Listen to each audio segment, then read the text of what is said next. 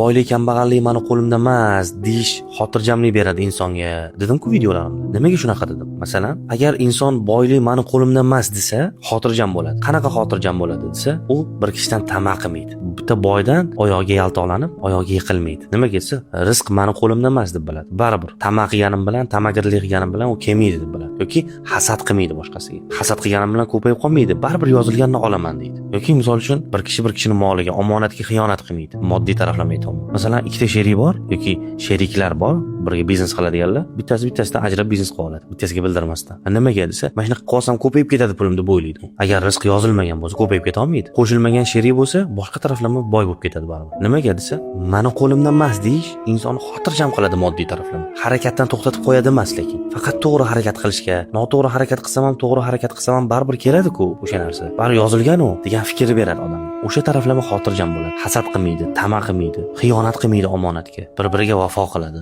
Shuning uchun rizq nima o'zi, boylik, kambag'allik nima o'zi degan narsani odam bilib olish kerak. Bilgandan keyin xotirjam bo'ladi. Laganbardorlar bo'lmaydi, xiyonatkor, vafosiz insonlar bo'lmaydi bir-biriga va hokazoda. Ya'ni rizq, boylik, kambag'allik insonning qo'lida emasligi, agar rostdan tushunib yetsa buni, to'g'ri tushuna olsa, insonga zo'r xotirjamlik beradi bu.